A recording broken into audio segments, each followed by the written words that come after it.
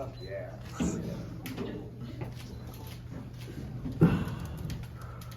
Izzy? Okay. Hi. How are Well, you? Ladies first. we should start with Izzy then. Hold on for the mic. Oh, sorry.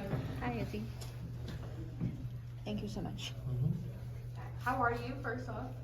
I'm great. That's glad to hear. Well, I'm warning you all now, I'm probably gonna start crying at some point. 'Cause I'm very emotional right now, and I'm great. I feel you. Well, congratulations on your huge win tonight. Before AEW Revolution, we saw you in 2 pay-per-view matches that were absolutely brutal. Those type of matches take years off of people inside the ring. How many more of those type of matches do you have in you? Hopefully none, honestly. They're hard. It sucks when like kismet stuff sort of happens, you know, and it points you in a very brutal direction, you know. I think dog collar matches are stupid dangerous. I'm happy I still have all my teeth and I didn't even chip one today.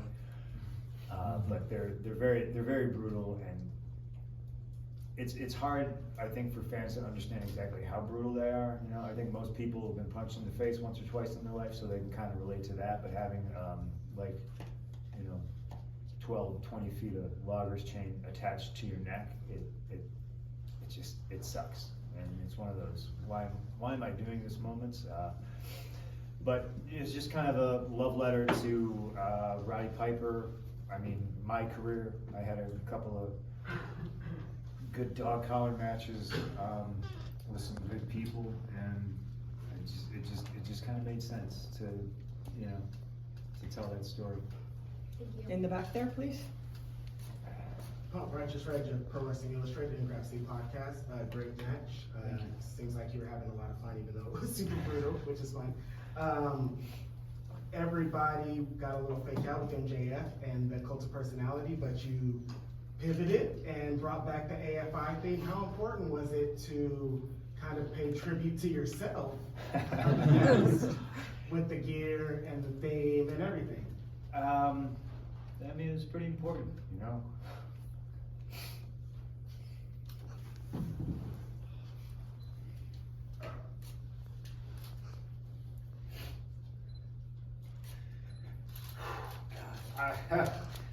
I loved ROH so much, you know, and I can't explain how happy I am that like my footage, it's in good hands, you know. It's just good to know that it's in the hands of somebody who will treat it well. I literally feel like my baby is in somebody's hands that I know will raise the child the right way and do good things with it, and you know, it won't get made into just some tab on a shitty, confusing app that's hard to navigate. And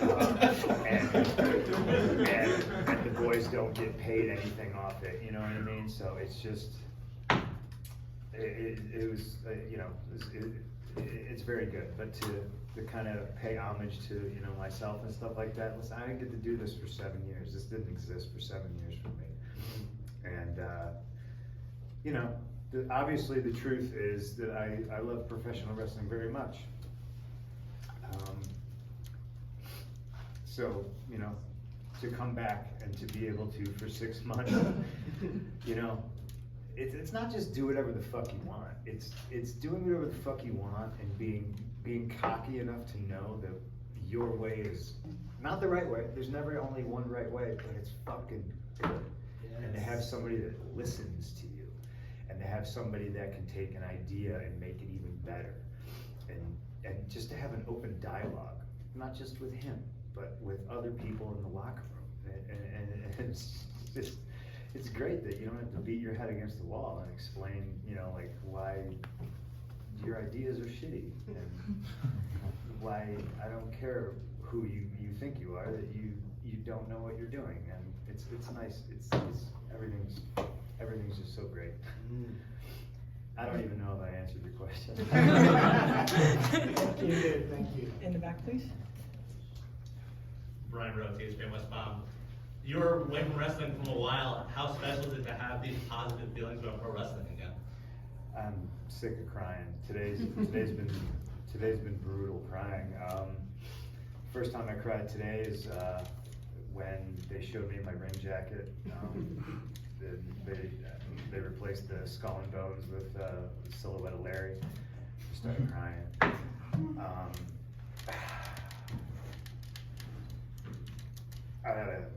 After my match, somebody came up to me. I don't need to say who, and they were just like, "You're gonna hate me for saying this, but I do this because of you." You know, I saw Straight Edge Society, and I was blown away. And I went to WrestleMania to watch you and Rey Mysterio, and I got into wrestling because of you. I didn't know that this particular individual got into wrestling or anything because of me. So it's just, man, I'll put it to you like this. I love Bret Hart, and Bret Hart's career was cut short, and it's a goddamn tragedy because there's people that go over to Saudi Arabia and they get paid millions of dollars, and you know that should have been Bret. You know, and I just feel super fortunate and grateful and appreciative that I got a second chance. You know, I'd give it up in a heartbeat to give it to Bret, but I'm going to enjoy it. And I just love that motherfucker so much. You know, like he's the greatest, and he was right. He was fucking Bret Hart is always right. Nick? Punk, Punk, Nick Hausman with Wrestling Inc. You participated in a very emotional Esquire piece in the past week or so, and I think it showed a lot of people a different side of you that I don't know that I ever expected you to do that and put that out there like that. How did you get sold on participating in that, and what does it mean to you to have the full story, at least from your perspective, the perspective of many others in your life? Oh man, I don't know. It's not the full story. All that stuff is really, really hard to talk about. I don't like talking about myself, but, you know, and especially about all that stuff. But again, I think it's pretty important to illustrate that I came out on the other side. You know what I mean? All that shit could have destroyed me, you know, being unjustly sued, and, you know, a lot of people could have stood up, said something, helped out, you know, but they didn't, because, you know, they value their jobs or whatever, and, you know, a lot of them are now fired and work here now too, so that's always interesting. It's just important to show people that, you know, recognize when you got a second chance, jump on it, and be grateful and appreciative, you know. I think so it's important to tell those painful stories. Thank you. Next question. Jose Mendocino from Lucha Libre Online. First of all, I wanna thank you. I have this tattoo here. I tattooed this when I have 14, 15 years old. I'm gonna explain you why. I'm just gonna keep crying.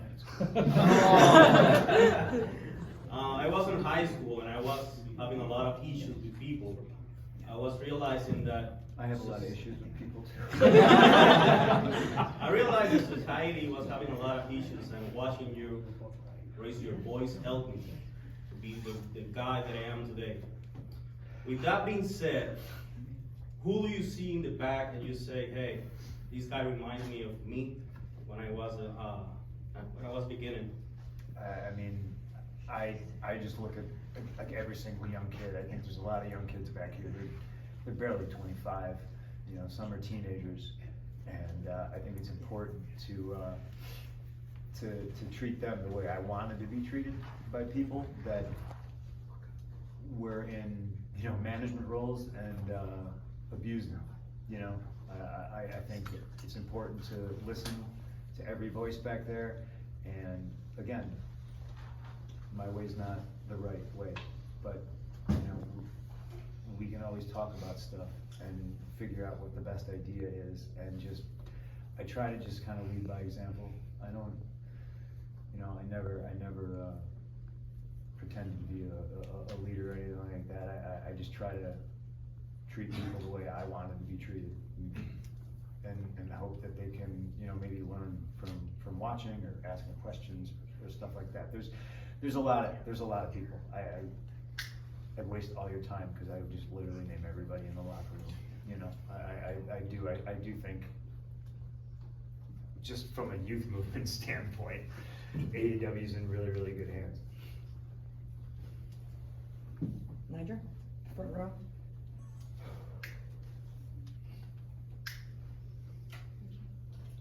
Thank you, Najir, Big O Belt Media. I know you're having a lot of fun in the wrestling ring right now. Any chance we see you back on the big screen in any capacity? Big screen or little screen? Yeah, I'm actually way too busy right now. I don't know how much I can talk about it. So just know that I have too many jobs. And the answer to your question is yes, 100%, absolutely. Big and little screen. Okay, and one more question for Punk. Hold on for the microphone. We just do it right over here. Yep, there you go. Bringing it back, Punk, it's Jay Reddick with the Orlando Sentinel. Bringing it back to the night for just a second, talk to me about where the idea to tell this story through a dog collar match and some of the historical callbacks you guys had, where did that come from? I think a lot of it can maybe be a happy accident, but if we're gonna, God, I still feel weird about, whatever. Obviously, I love Roddy Piper. I don't think it's a secret that MJF loves Roddy Piper. I think it's important to, while telling, stories, you can always go back to the bedrock of professional wrestling. And I think especially now that we live in such a weird time where there's professional wrestling fans, and then there's the weird WWE fans, and that's all they've ever seen. So they actually, it's like they don't know other stuff exists, and they don't know that there's other ways of telling stories and doing things, and so everything is just a love letter to professional wrestling. I think sometimes I can maybe be a little too cute for my own good, but I have the time of my life, and I think Roddy Piper is one of the greatest of all time. I think Bret Hart is the greatest of all time. I think, Randy Savage is the greatest of all time, and there's a company out there that likes to spin their own yarns and have revisionist history about who truly is great and who never existed, and we don't do that here. We don't pretend we live in a bubble. We live in the real world. So Roddy Piper's my hero, and I wish he was here, because I would really like to see how disappointed he is in me right now. Thank you very much. Oh, is that it? I'm done? You can do more. You can do more. I'm gonna ask Sean why I haven't blocked on Twitter. I don't know why. I tweeted you about Joe Kenda. You talked about Discovery Channel. I swear I didn't. There's no way I'd block you, because did you insult Joe Kenda? No, Joe Kenda's the legend. Are we? Am I wrong? I'm not blocking you. I just go ahead. Okay. Well, hold on for the mic. Hold on, guys. Sean. Go ahead, John. Whatever you go, what else ones you want? So look at this guy. We see you We're off the emotional clock, now. guys. We're off the clock. We see you emotional now. How were you when you? What was your reaction when you found out Tony was buying ROH? Because that had to be a pretty special moment. Like I said, I was relieved. Because obviously, let's talk facts. It was either Tony was going to buy it or Vince was going to buy it, and I don't want Vince to own any of my footage. He owns enough of it. He owns enough of it that I don't get paid off it. People need to understand that when I left, I was asking questions about the network, which had not been launched yet. I was saying, how am I going to get paid off this? we don't even understand what the pay scale is. I don't know if I get paid off a gate for a pay-per-view, off a buy rate for a pay-per-view. You guys already just throw darts at an imaginary board, and you pay me whatever you want. I still get royalties. That's the only hard copy thing I see is DVD sales. So once all the DVDs go away and you're just putting stuff up on the network, I'm not getting paid. Or am I? Tell me, let's talk about it. Oh, my guy, you're good. Oh, yeah, don't worry about it, don't worry about it. They couldn't tell me. And now I watch my royalty checks, which I still get, dwindle to nothing because they just put everything on the network. And the boys don't get paid. That's not just me, that's everybody. That's criminal. Can you hand the mic to John? Hey, John Alba Podcast team. I think a lot of us would agree that pro wrestling is kind of at its best when you emote something and the fans feel with the match that they're watching, and your feud with MJF was full of different individual moments like that. When you look back on this, how proud of the story that you told are you, and what was your experience like working with Max? I'm super proud of it. I do not say this lightly. I could be done again, you know? I wasn't having so much goddamn fun. I feel this is taken away from me. I feel I got a second chance and I came back, and, you know, being the best is a subjective thing. I think some people, you know, I think Brian's the best. I think Brett's the best. Some people think I'm pretty good. But to be able to come back after 7 years and knock the dust off, I think I did pretty fucking good for a 43-year-old guy who didn't take bumps for 7, 8 years. And I'll pat myself on the back for that one. You know what I mean? I'm still not as old as damn, what's his name? Who's in Roadhouse with Patrick Swayze? Terry. Not Terry. Sam Elliott? Sam Elliott. Sam Elliott's 45. There you go. I still You're got not as old as Terry Funk. I still got time. But yes, I do that. I wrestled Terry Funk when he was almost 60, so I'm okay. I'm doing good. Okay, one more right here. Hi, my name is Justin from the Wrestling Classic. First things first, I want to say I started that page a month after you left, but it's because of you I got back into wrestling, so thank you. sorry. Also, I apologize that's the page MJF said got him to want to drive home and wrestle because It's fine. that was my bad. Max, you know, Yeah. he owes me a lot. But that being said, secondly too, I want to say as a Canadian, I'm very happy how much you love Bret Hart. That's really cool. But lastly, at the end of the match, you kind of made a signal that you want to go for the championship. Is that something we'll be looking forward to soon? I mean, I think so. I mean, there's people that want to wrestle here, you know, just for wrestling's sake. But after a while, you know, you gotta. I don't know if I have I don't know how much time I have. I don't know how many matches I have left. So if I'm not working my way towards a title shot, if I'm not trying to be where Hangman is, I don't know what I'm doing. So I do think that is something that might happen. Keep your eyes on it.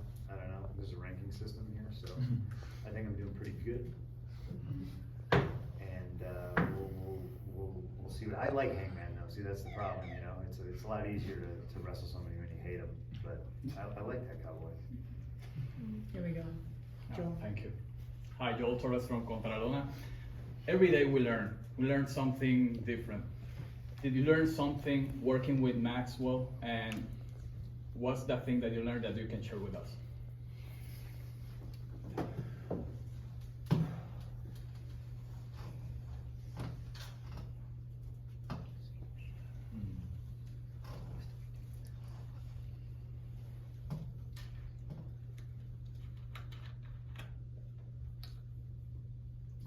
I learned that there's hope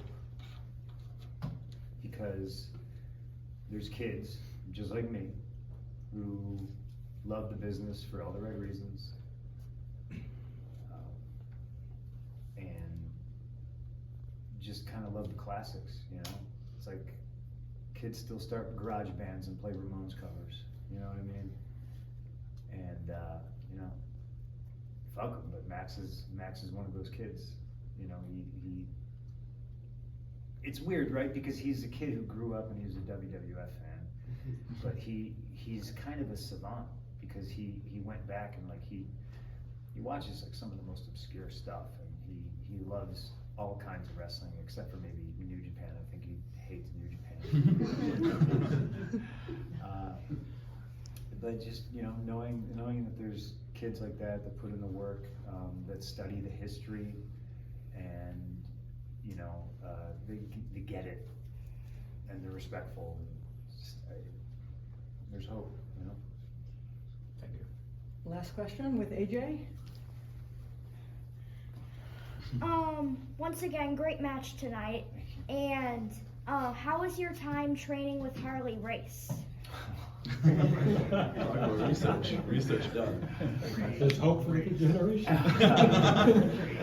I thankfully I never actually trained with Harley. He would just book me on his shows, and he would throw up in my car, and I would ride on his boat, and the most horrible thing would happen is he would just drive the boat, and every time he said beer, I had to hand him a beer, and I was always like, maybe you shouldn't be driving the boat.